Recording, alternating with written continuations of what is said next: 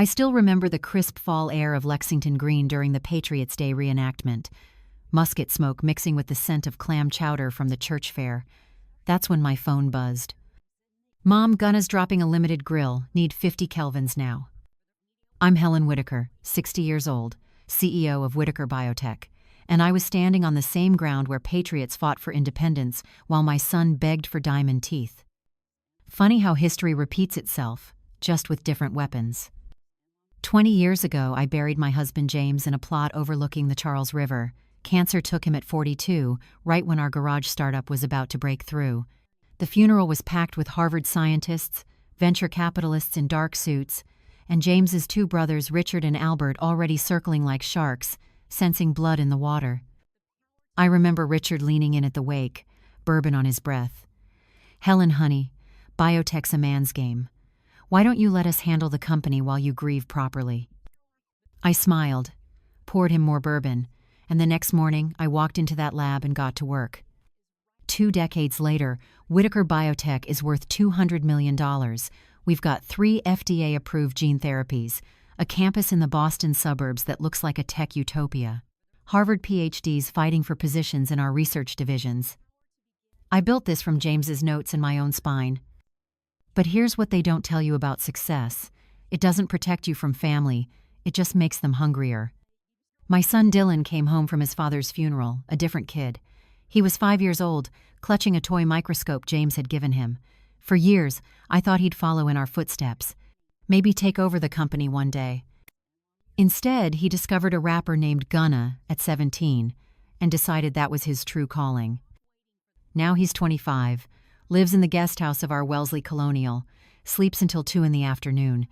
His bedroom looks like a shrine to a man he's never met. Posters, limited edition sneakers still in boxes, a custom chain that cost more than most people's cars. "Mom, you don't understand the culture," he told me last month, wearing a designer tracksuit that cost $8,000. Gunna's not just music, it's a lifestyle. It's about the drip, the aesthetic, the whole vibe. I wanted to ask him about work ethic, about legacy, about the fact that his father died building something that matters. But I saw the grief still living in his eyes, the anger at a world that took his dad, the resentment toward a mother who chose lab coats over PTA meetings. So I wrote another check. That's been my mistake. For 20 years I've been writing checks to fill the holes grief left behind. Dylan's private jet trips to Atlanta for concerts, 50,000 here, 70,000 there, VIP backstage passes, custom grills that make his teeth look like a jewelry store exploded in his mouth. He even tried to fund a collaboration mixtape last year, $200,000 to producers who took the money and vanished. And it wasn't just Dylan. James's brothers never stopped circling. Richard and Albert Whitaker, the jealous, scheming shadows of my late husband's legacy. They got buyout offers after James died, generous ones, enough to retire comfortably and leave me alone. They turned them down, said they wanted to honor James's memory by staying involved. What they really wanted was control.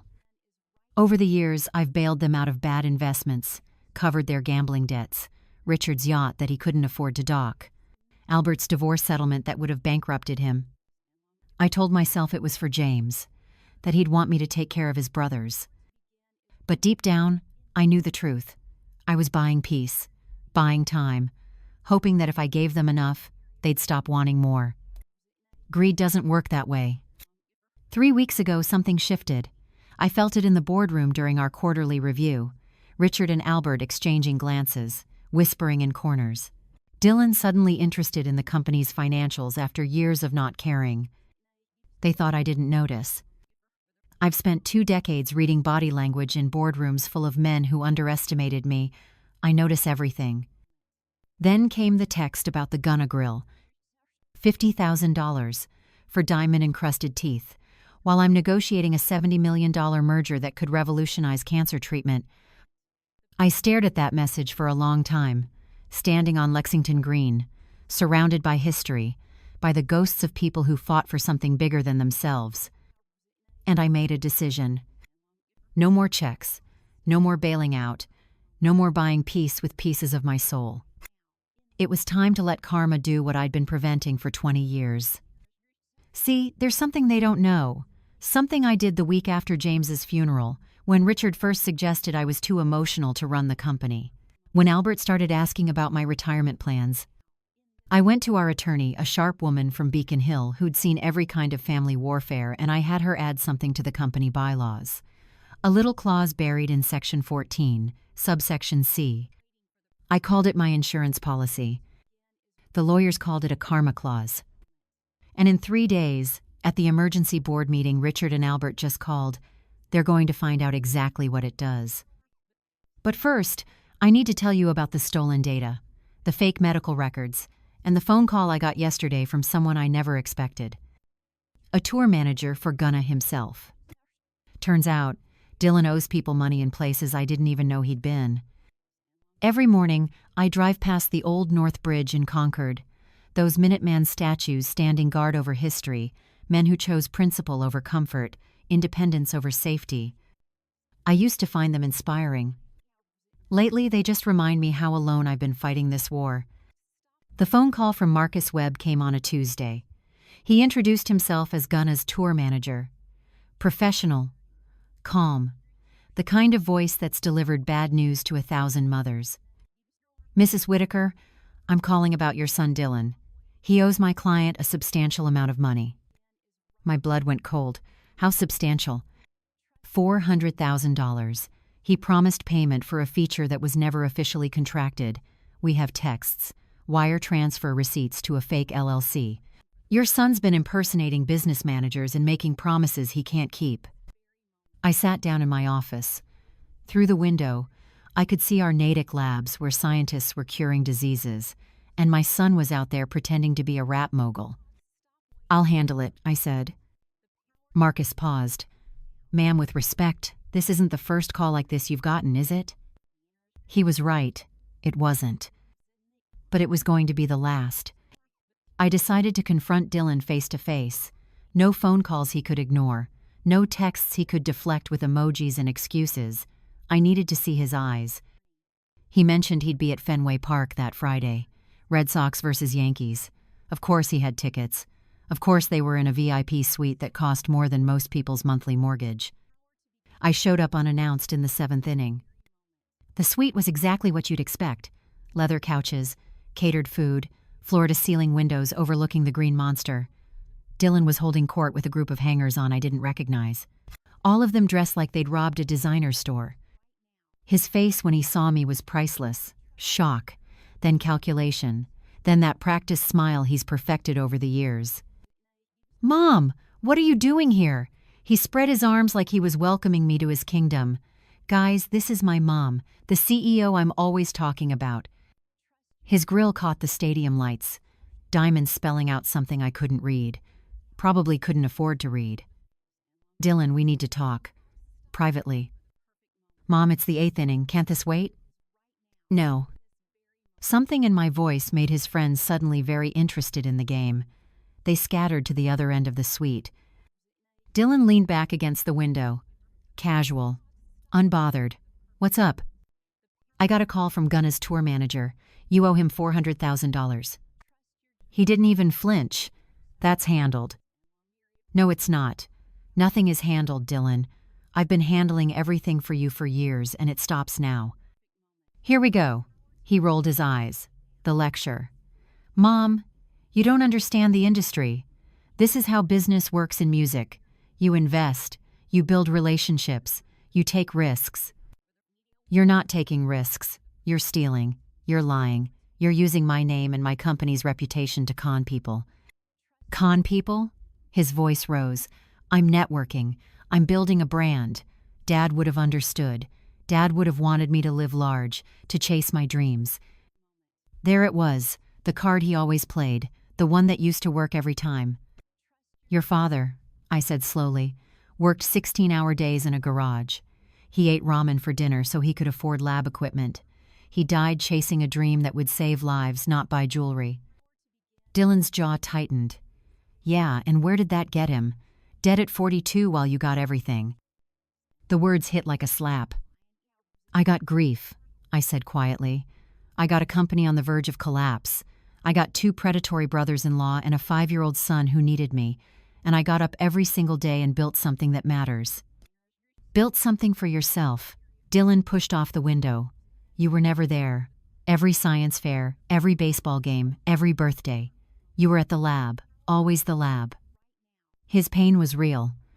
I could see it underneath the designer clothes and false bravado, but pain doesn't excuse destruction. So this is about punishing me? I asked. This is about getting what I deserve, what Dad would have wanted me to have.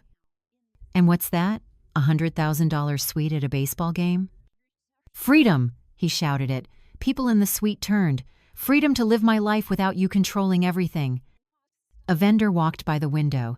Dylan's grill caught the light again, reflecting like a disco ball. The vendor actually shielded his eyes. Under different circumstances, it would have been funny. I'm cutting you off, I said. The suite went silent. Even the crowd noise from Fenway seemed to fade. You're what? No more money, no more bailouts. You're 25 years old. You want freedom? Earn it. Dylan stared at me like I'd spoken a foreign language. Then his face twisted into something I didn't recognize. Rage. Pure, undiluted rage. You'll regret this. His voice was ice. You think you're so smart, so powerful, but you're just a bitter old woman clinging to a company that should have been Dad's brothers anyway. Richard. Albert. Their poison was in his words. Have they been talking to you? I asked. They're the only ones who actually care about me, who see my potential, unlike you. He grabbed his jacket and pushed past me. His entourage followed like ducklings. At the door, he turned back. You're going to wish you'd kept writing those checks, Mom, because now I'm done protecting you. The door slammed. Below, the Red Sox hit a home run. The crowd erupted. Fireworks burst over the monster. And I stood alone in that suite, realizing I'd just declared war on my own son. What I didn't know was that the war had already started. And I was 3 moves behind. The drive home from Fenway Park took forever, traffic on the Mass Pike, red taillights stretching into infinity, my hands gripping the steering wheel so hard my knuckles went white. Dylan's words kept echoing, you're going to wish you'd kept writing those checks. It sounded less like a threat from a spoiled son, more like a warning from someone who already had a plan. I got home past midnight. The house was dark, empty. Dylan hadn't been staying in the guest house much lately. I'd told myself he was probably at a friend's place. Now I wondered where he really was. I poured a glass of wine and went to my study. Through the window I could see the fall foliage lit by the moon. Massachusetts in October, the trees bleeding red and gold before winter comes. I opened my laptop, just to check emails, just to feel like I had control over something. That's when I noticed it. A login notification from 3 nights ago, 2:47 in the morning. Someone had accessed the company's server from an unrecognized device. My pulse quickened. I pulled up the security logs. Whoever it was had gone straight for the CRISPR research files, our proprietary gene editing protocols, the breakthrough technology that made Whitaker Biotech worth $200 million. They'd downloaded everything. I ran the IP address through our tracking system. It traced back to a coffee shop in Cambridge. Public Wi-Fi. Untraceable. But the timestamp was specific. 2:47 a.m. Only someone with admin credentials could access those files. Admin credentials that only family board members had. Richard. Albert. Dylan. Or all 3. My phone rang. I jumped so hard I nearly dropped my wine glass. Richard's name flashed on the screen. I considered not answering, but I needed to hear his voice. Needed to know if I could detect the lie. Helen, he sounded concerned. Brotherly, I've been worried about you. Have you? Dylan told me about your conversation at the game. Sweetheart, I think you're under too much stress. Maybe it's time to consider stepping back, taking some time for yourself. There it was, the gentle suggestion wrapped in false concern. I'm fine, Richard. Are you? Because Dylan mentioned you seemed confused, forgetful, and at our age, well, we have to be careful about these things. At our age, Richard was 58, 2 years younger than me, but he said it like we were both doddering toward the grave. I appreciate your concern. I kept my voice level, but I'm perfectly capable of running my company." "Your company?" he chuckled. "Helen, it was James's company. You've done an admirable job as caretaker, but maybe it's time to let the family help shoulder the burden." Caretaker. Like I'd been babysitting for 20 years. "Good night, Richard." I hung up before he could respond. My hands were shaking. I pulled up the company expense reports, just to confirm what I already suspected. And there it was, like a gift from the universe. Albert Whitaker, yacht purchase, $650,000, charged to the company entertainment budget. The name of the yacht made me laugh out loud. Family first. He docked it off Cape Cod, probably sailing around Nantucket Sound right now, celebrating whatever scheme they were cooking up. Family first. The irony was almost beautiful. I dug deeper into the expenses. Richard's gambling debts paid off through consulting fees. Dylan's private jets listed as business development, a pattern going back months, no, years. They'd been bleeding the company dry while I was too busy enabling them to notice. The CRISPR files, the expense fraud, Richard's calculated phone call. This wasn't random theft.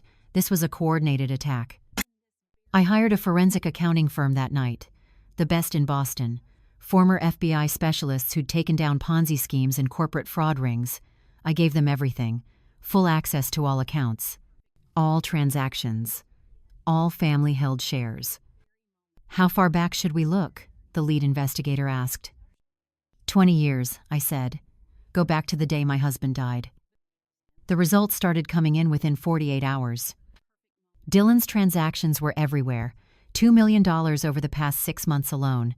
Private flights, hotel suites, wire transfers to LLCs that didn't exist. And one big transaction that made my stomach drop. $2 million. Sent to an offshore account 3 weeks ago. The memo line said, "Gonna Feature Production Fund." My son had stolen proprietary research, sold it, and used the money to fund a fantasy. I sat in my study overlooking those autumn trees and I cried. Not for the betrayal, not for the theft, but for the 5-year-old boy who used to bring me dandelions from the yard, the kid who wanted to be a scientist like his dad, the son I'd lost somewhere between grief and greed. Dylan wasn't evil, he was broken, and I'd let Richard and Albert pour poison into those cracks. But knowing why someone hurts you doesn't mean you let them keep doing it.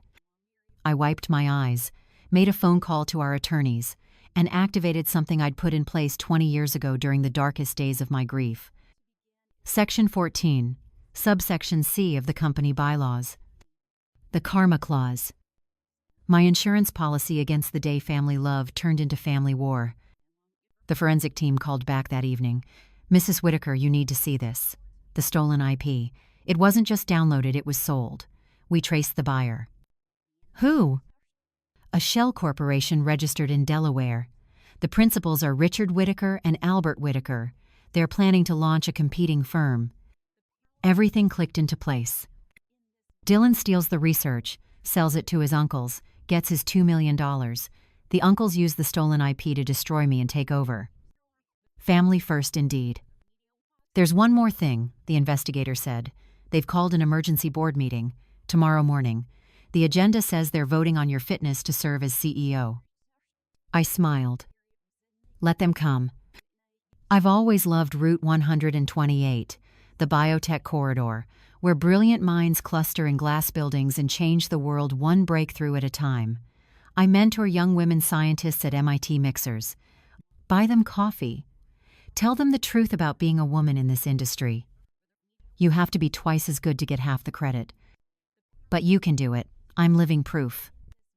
Except lately, I'd been so focused on lifting up strangers that I missed the knives being sharpened in my own backyard.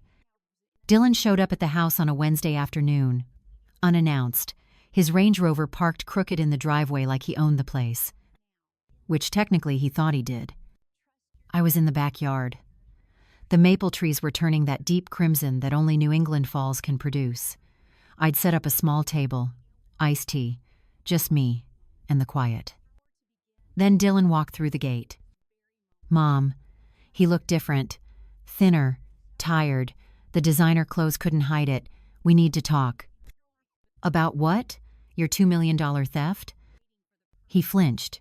It wasn't theft. It was taking what should have been mine anyway. Sit down, Dylan. He's Saturday. For a moment, he looked like that 5-year-old again. Small, scared, human. The uncles told me things, he said quietly, about Dad, about the company, about how it should have been split up when he died. What things? That you manipulated Dad, that you convinced him to cut them out, that you've been hoarding everything while they struggled. I laughed. Couldn't help it. Struggled? Richard has a yacht. Albert owns 3 properties. They said you'd deny it. Dylan pulled out his phone, started scrolling. They showed me documents, financial records. They said if we worked together, we could fix everything. Fix everything by declaring me mentally unfit? His eyes widened. You know about that? I know about all of it. The stolen IP, the offshore accounts, the board meeting tomorrow. Dylan's hands were shaking. Mom, I didn't want it to go this far. I just wanted enough money to make something real, something that's mine, not yours, not Dad's ghost, mine. By selling company secrets? By taking what I deserved. His voice cracked. Do you know what it's like? Being your son? Everyone comparing me to Dad, to you. Perfect James, brilliant Helen, and then there's Dylan. The disappointment. The pain in his voice was real, but pain doesn't erase theft. So the uncles promised you what? CEO position if they take over? He looked away. They said we'd run it together. As a family, like Dad would have wanted. From inside the house, music started blasting. Dylan's phone, Gunna's voice pumping through the speaker. Push and pee. He grabbed for it, fumbled. The music kept playing. Push and pee while my son begged for mercy. The irony was almost perfect. I reached over and turned off his phone. Dylan, look at me. He did. Those were his father's eyes, but the soul behind them was someone I didn't recognize. I'm not giving you more money, I'm not covering for you, and I'm not letting you destroy what your father and I built. But Mom. No. The word came out harder than I intended. For 20 years I've been trying to love you through your grief, trying to fill the hole your father left, but all I did was enable you to dig it deeper. He stood up, chair scraping against the patio stones. You're going to regret this. Maybe, but at least I'll regret it with my integrity intact. Dylan stared at me for a long moment. Then he walked away, didn't look back. I sat there under those crimson maples, feeling something I hadn't felt in years. Power. Not the power that comes from money or titles, the power that comes from finally saying no. My phone buzzed. A calendar notification. Zoom meeting invite. From Richard Whitaker. Subject line, Emergency Board Discussion re-CEO Fitness Evaluation. I clicked accept. My laptop was inside. I brought it out to the patio, opened the Zoom link. Richard and Albert appeared on screen. They were in Richard's home office, expensive leather chairs, law books behind them as props. They looked like they were about to deliver a eulogy. Helen. Richard's voice was all sympathy. Thank you for joining us. What's this about? Albert leaned forward. We're concerned about you. Your behavior lately has been erratic, forgetful. Dylan mentioned several incidents. Incidents. Memory lapses. Confusion. Poor judgment. Richard pulled out papers. We've consulted with Dr. Morrison. He's reviewed your recent medical history. My blood went cold. You accessed my medical records? We had legitimate concerns. Dr. Morrison agrees that you're showing early signs of cognitive decline, dementia, potentially. That's a lie. Helen, denial is part of the condition. Albert's face was pure false compassion. We've called an emergency board meeting tomorrow, 10 a.m. We're going to vote on your fitness to continue as CEO. You forged medical documents. We followed proper protocol, Richard said smoothly. This isn't personal. It's about protecting the company James built. There it was, the final card, using my dead husband as justification for their coup. And when I'm declared unfit, I asked, who takes over? The brothers exchanged looks. We formed a transition committee, Albert said. Richard and I will serve as co-CEOs. Dylan will join the executive board. We'll guide the company into its next chapter. Family first. I see. I kept my voice calm. And the board meeting is tomorrow at 10? Yes. We hope you'll participate with dignity. Oh, I'll be there. I smiled. I wouldn't miss it for the world. I closed the laptop. Tomorrow morning, they were going to learn what happens when you underestimate a woman who spent 20 years preparing for war. That night, I couldn't sleep. I kept thinking about the Wellesley Women's Book Club I'd missed for the third month in a row, Thursday evenings at Sarah Chen's house. Wine and discussions about female empowerment while suburban life hummed around us. Real women supporting each other through real problems. While my own family plotted my destruction. The attack came at dawn. My phone exploded with notifications. Texts, emails, news alerts, all pointing to the same thing. Someone had leaked my medical records online. Not the fake dementia diagnosis, my real records. From 15 years ago, right after James died and I was drowning in grief and responsibility. Anxiety medication, therapy sessions, a psychiatrist's notes about my struggle with depression. Private pain, now public ammunition. The headline on some gossip tech blog read, Biotech CEO's mental health crisis. Is Helen Whitaker fit to lead? Dylan had posted it first, on Twitter, Instagram, even TikTok, with a caption that made my stomach turn. My mom needs help. Not a company. Please share so she gets the support she needs. Concern trolling disguised as love. The comments were vicious, strangers diagnosing me, calling for my resignation, some even celebrating what they called my inevitable breakdown. I sat on my bed, watching my reputation get shredded in real time, watching my son lead the charge. My hands were shaking, heart racing like I was climbing Heartbreak Hill during the Boston Marathon, that brutal incline that breaks runners who aren't prepared.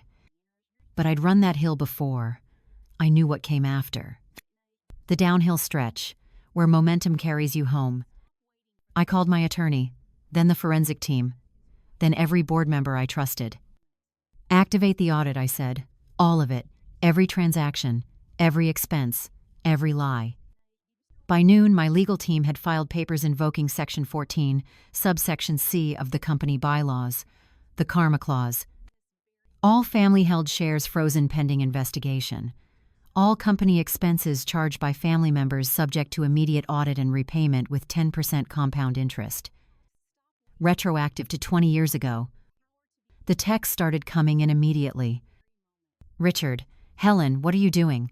We can work this out. Albert, this is vindictive and inappropriate. You're proving our point about your mental state. Dylan, Mom, please, I'm sorry, just stop this. I didn't respond to any of them. Then the anonymous threats started, emails from burner accounts, messages on LinkedIn, even a note slipped under my door. Drop the audit or you'll regret it. We know where you live. Accidents happen to stubborn women. I forwarded everything to the police and kept working. The forensic accountants were finding gold, millions in misappropriated funds, shell companies, fake invoices, a paper trail of greed so extensive it would take months to fully untangle. But we had enough for tomorrow's board meeting. More than enough. That evening, something beautiful happened. Dylan posted on Instagram a photo of himself in front of a private jet, designer clothes, diamond grill flashing, caption, "They can't stop the grind, real ones know." Within minutes, the comments section exploded. But not with admiration. Debt collectors, real ones, with receipts. You owe Atlas Luxury Jets 340 kelvins. Pay up or we sue. Marcus Webb here, still waiting on that 500 kelvins you promised. Gunna sends his regards. This you? The same Dylan Whitaker who bounced a 75 kelvins check to our production company? Comment after comment. A public execution by invoice. Someone even created a running tally in the replies. Dylan Whitaker's known debts, 1.2 million and counting. The post went viral for all the wrong reasons. By midnight it was a meme. Push and pee but can't push payments with Dylan's photo became the joke of the day. Under different circumstances, I might have felt bad for him. But he'd leaked my mental health records to the world. Karma was just getting started. I needed perspective, someone who understood what it meant to build something from ashes, so I called Margaret Thornton. We'd met at a biotech conference 5 years ago, both widows, both CEOs, both women who refused to be broken by loss. She came over that night. We sat in my study with tea and the weight of the world. "They're going to try to destroy you tomorrow," Margaret said. "You know that, right?" "Let them try." "Helen." She put her hand on mine. "I've watched women in our position fall because they waited for justice. Sometimes you have to take it." "I'm not taking anything. I'm just letting the consequences catch up." She smiled. "That's exactly how you take it." We talked for hours about dead husbands and living legacies, about sons who disappoint and brothers who betray, about the slow, grinding wheels of karma that turn whether we push them or not. "The universe has a way," Margaret said as she left, "of making greed eat itself." At 11 p.m., my email pinged.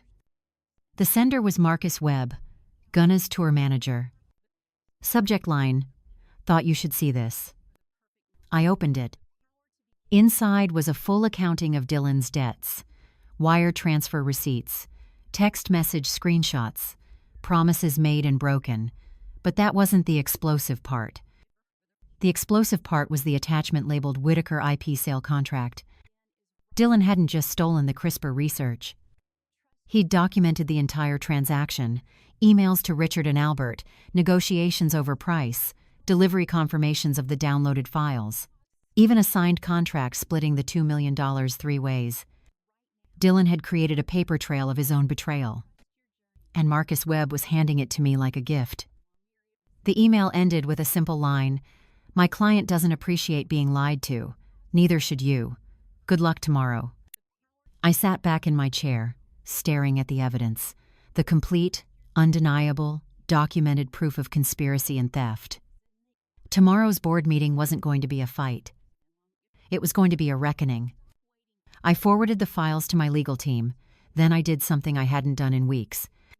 I slept. Soundly, peacefully, like a woman who knows the war is already won. I woke up at 5 a.m., the same time I've woken up for 20 years, before the Sunday, before the world, when it's just me and the choices I've made.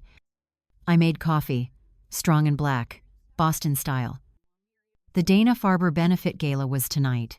I'd been on the planning committee for a decade, raising money for cancer research, honoring survivors, supporting the families left behind. Families like mine used to be. But tonight I wouldn't be there. Tonight I had a different kind of fight. The forensic team's final report arrived at 6 a.m., 200 pages of documented theft. The numbers were staggering.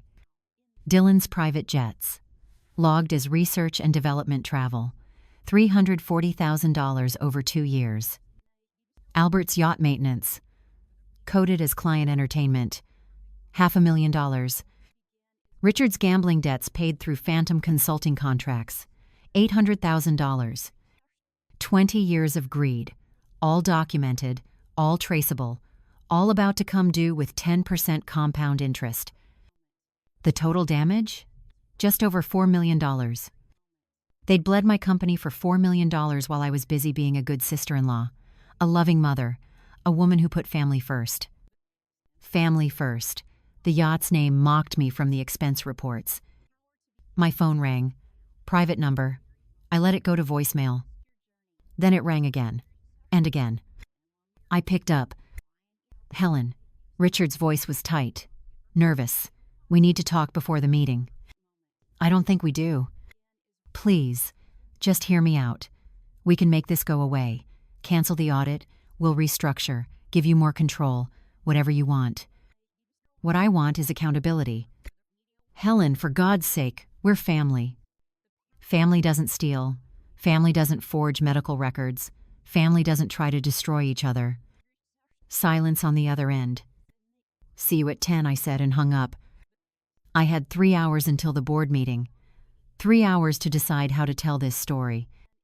The evidence would speak for itself in the boardroom, but I wanted the world to know, not just the board, not just the biotech community. Everyone. So I did something I never thought I'd do.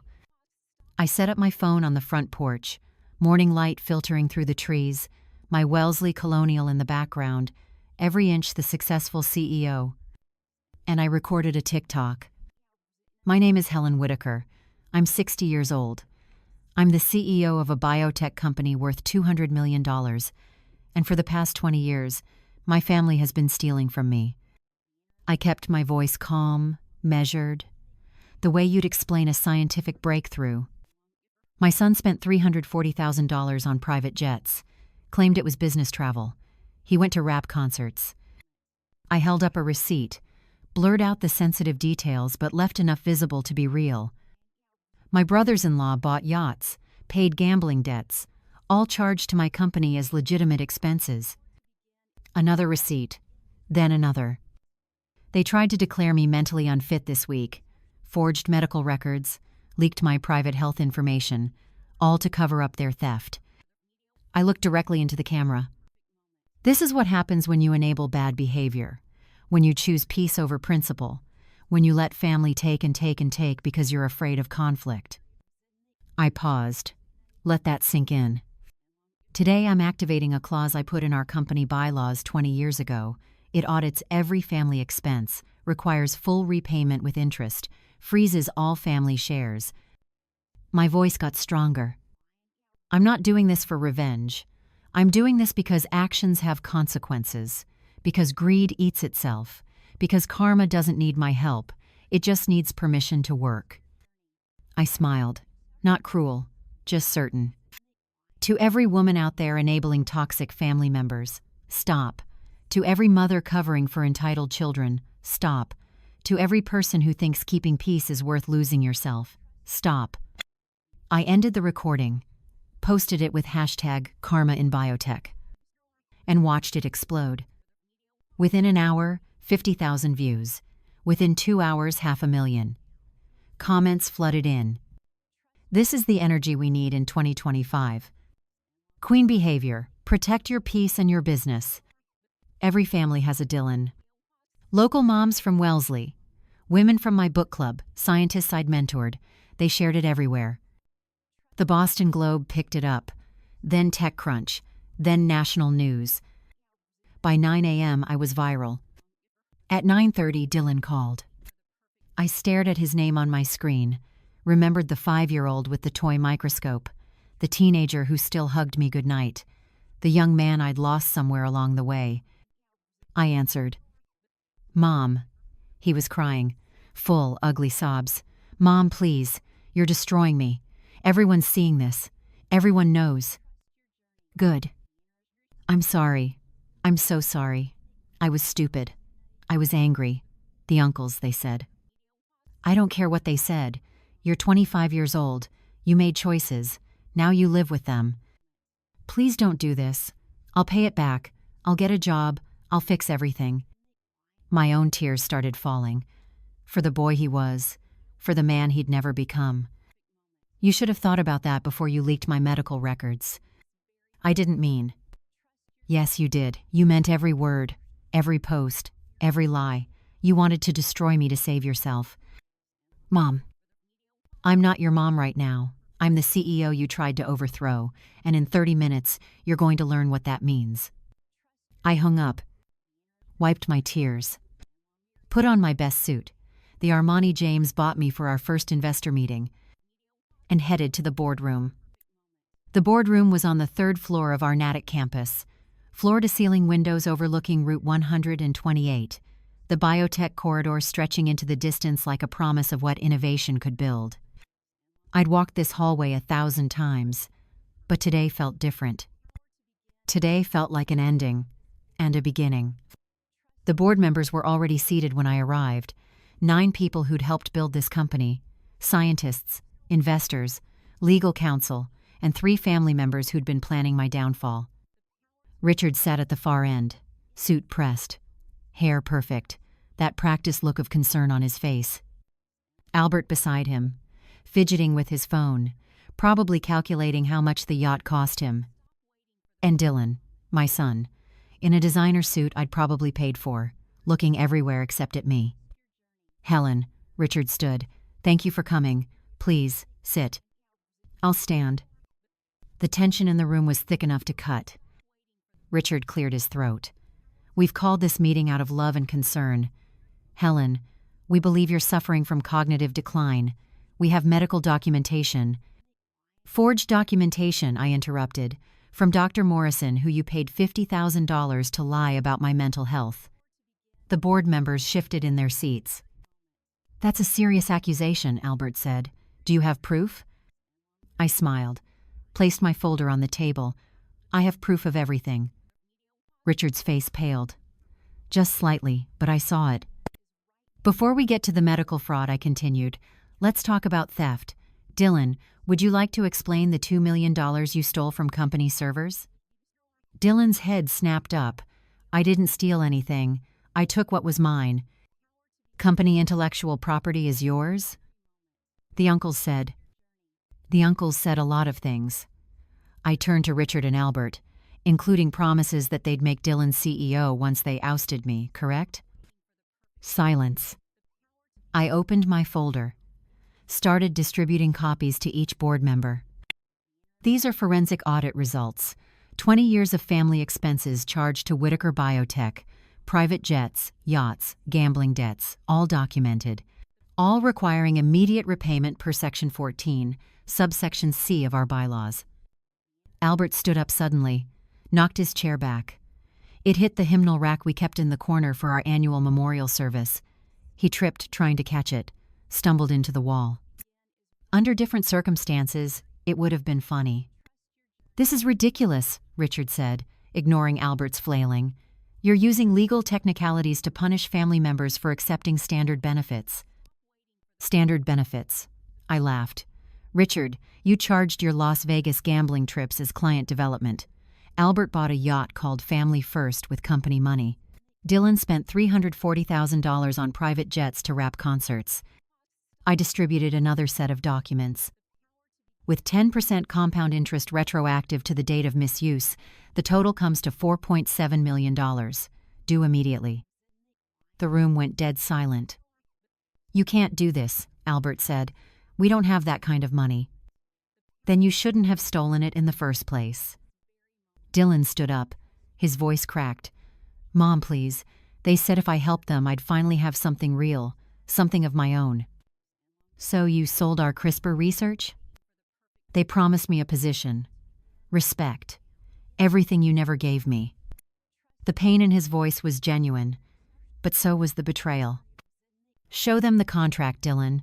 The one where you documented selling proprietary research to your uncles for $2 million. Richard's head whipped toward Dylan. You kept a contract? They said it was protection. Dylan looked confused. Lost, in case anything went wrong. You idiot, Albert hissed. I pulled out my phone, projected an email on the screen. This is from Marcus Webb, Gunna's tour manager. Dylan promised him payment for a feature that was never authorized, $500,000, still unpaid. The email chain appeared. Dylan's promises, his lies, his desperation. Dylan was planning to use stolen IP money to fund a fake collaboration. When that fell through, he leaked my medical records to discredit me. I looked at my son. Really looked at him. You destroyed me publicly to save yourself. That's not grief. That's not manipulation. That's choice. Dylan sank into his chair. Richard tried one more time. Even if all this is true, you sold us that IP. We bought it in good faith. Bought it? I smiled. Richard, let me show you something interesting. I pulled up another document. Patent filing. Dated 3 months ago. This is the real CRISPR breakthrough, filed under a shell company I created 2 years ago. What Dylan stole? Decoy data.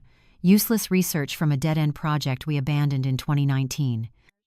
The color drained from Richard's face. You spent $2 million on garbage. Albert actually gasped.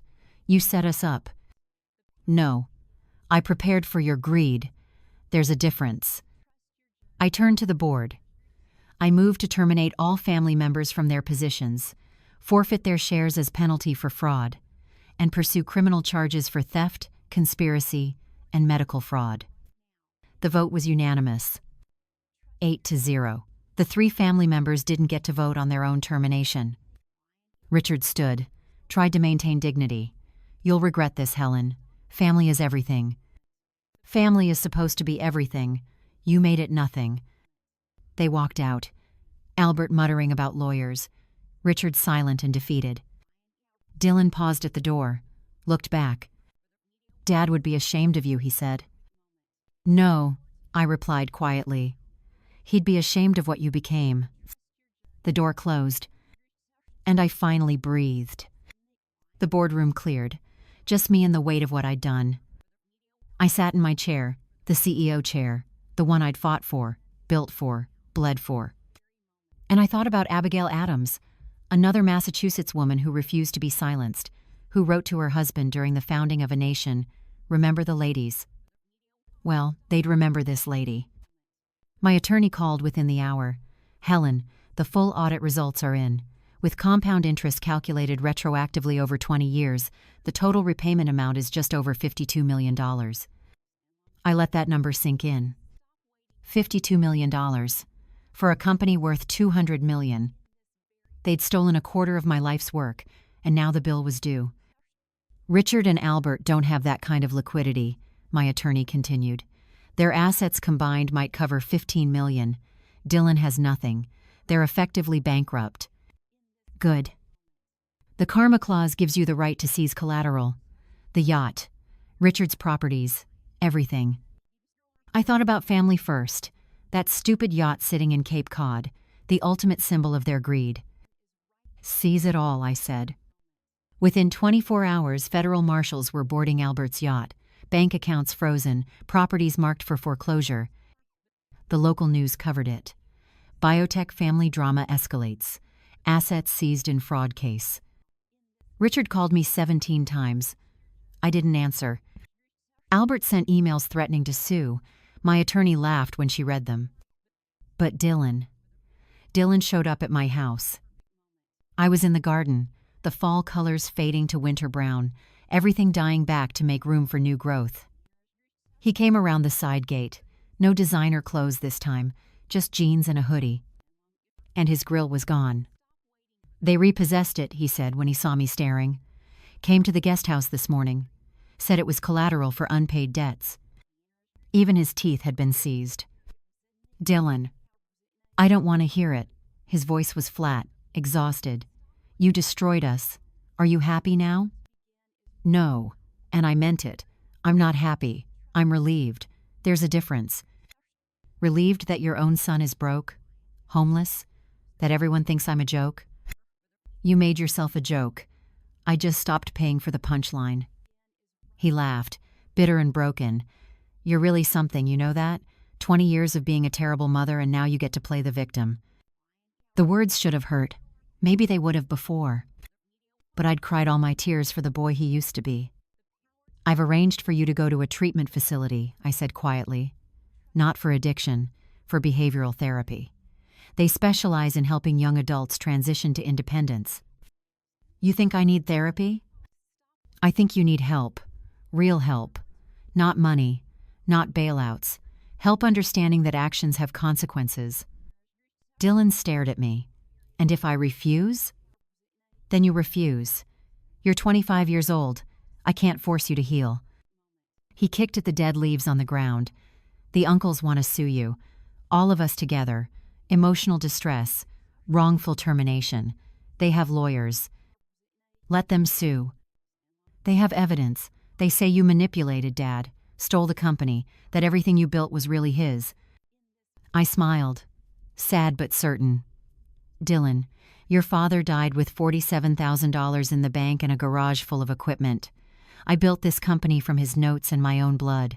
No court will believe otherwise. They're going to try. Let them. 3 weeks later, they did. Richard, Albert, and Dylan filed a joint lawsuit. 50 pages of accusations. Fraud. manipulation, undue influence, everything they could think of to paint me as the villain. My TikTok video had 15 million views by then, the whole world watching this family war play out in real time. The lawsuit lasted exactly 4 days. Because my attorneys filed counter motions with evidence of the real fraud, the forged medical records, the bribed doctor who'd already flipped and was cooperating with investigators, the documented IP theft, the shell company purchases. Every lie they'd told, every crime they'd committed, all on the record. The judge dismissed their case with prejudice. And then something beautiful happened. The Massachusetts Attorney General filed criminal charges: conspiracy to commit fraud, corporate espionage, medical record tampering, wire fraud. All 3 of them. Richard and Albert were arraigned on a Tuesday. Both posted bail. Both hired expensive lawyers they couldn't afford. Dylan called me from the courthouse. "Mom, please. They're talking about prison. Real prison. I can't go to prison." "You should have thought about that before you committed crimes." I didn't know it was that serious. The uncles said it was just family business. Family business. I repeated the words, tasted their bitterness. "Dylan, you stole proprietary research, sold it for millions, forged medical documents. That's not family business. That's organized crime." "Please." He was crying now, full panic. "I'll do anything. The therapy. Whatever you want. Just make this go away." "I can't make it go away. The state is prosecuting, not me." "But you could talk to them. Tell them I was manipulated, that I didn't understand." I closed my eyes, saw that 5-year-old with the toy microscope one more time. "I'll tell them the truth," I said, "that you're 25 years old, that you made choices, and that choices have consequences." "That's it? That's all you'll do?" "That's all I can do." He hung up. I stood in my study, looking at the photo on my desk, James and me on our wedding day, young and hopeful and completely unprepared for everything that was coming. "I protected what we built," I whispered to the photo. "I'm sorry it cost our son, but I protected it." The phone rang again, different number this time. "Mrs. Whitaker, this is Jennifer Parks from the Women in STEM Foundation. We saw your story, your strength. We'd love to talk about a partnership." I smiled. "I'd like that," I said. "I'd like that very much." Spring came to Boston like a forgiveness I didn't know I needed. Cherry blossoms lined the Charles River, pink petals drifting across the water where James and I used to walk on Sunday mornings, back when we were young and broke and building dreams in a garage. I walked that path alone now, but I wasn't lonely. 6 months had passed since the boardroom, since the lawsuits, since everything fell apart and somehow came together. The criminal trials wrapped up in March. Richard took a plea deal, 3 years in federal prison for fraud and conspiracy. His lawyer tried to paint him as a grieving brother who made poor choices. The judge wasn't buying it. Albert fought it all the way to trial, lost spectacularly. 5 years. His yacht sold at auction to pay restitution. Some tech billionaire bought it, changed the name to Second Chances. The irony was almost poetic. Dylan got 18 months in a minimum security facility. His lawyer argued he was manipulated by older family members, that he was a victim of their schemes. Maybe he was, maybe he wasn't. Either way, he was learning that courts don't care about your excuses, only your actions. I visited him once, in April. The facility was in western Massachusetts, rolling hills, fresh air, nothing like the private jets and VIP suites he'd grown accustomed to. He looked smaller somehow, without the designer clothes and diamond grills, just a young man in prison khakis, finally facing reality. "They have me working in the kitchen," he said. We sat across from each other in the visiting room, plastic chairs, vending machine coffee, washing dishes, making salads. It's humiliating. It's honest work. "I'm your son, I shouldn't be here." I looked at him, really looked at him, searching for any sign that he understood, that he'd grown. "You stole $2 million and sold corporate secrets. Where should you be?" He didn't have an answer. "When you get out," I said carefully, "I'll help you find a job, a real one. But I won't give you money. I won't bail you out. I won't enable you ever again. So that's it? I'm just dead to you? No, you're alive to me.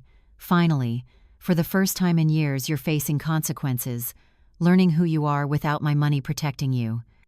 He looked away, jaw tight, still angry, still blaming everyone but himself. Maybe someday he'd understand. Maybe not. But I'd done everything a mother could do. Now it was up to him. I left the facility and drove back to Boston. Spring air through the windows, freedom in every breath. The reclaimed assets from the lawsuit became the foundation of something beautiful. I donated every penny to a women's biotech scholarship fund, $52 million, the exact amount they'd stolen, now transformed into opportunities for young women who dreamed of changing the world. The Helen Whitaker Foundation for Women in STEM. James would have loved that. I started speaking at local high schools, telling my story, not the sanitized version, the real one, with all its mess and pain and hard-won Alberties.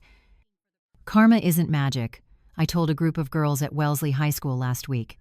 It's not some cosmic force that automatically punishes bad people.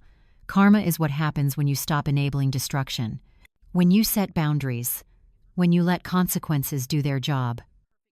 A girl in the front row raised her hand. What if the consequences hurt you too? They will, I said honestly. Loving people who hurt you is painful.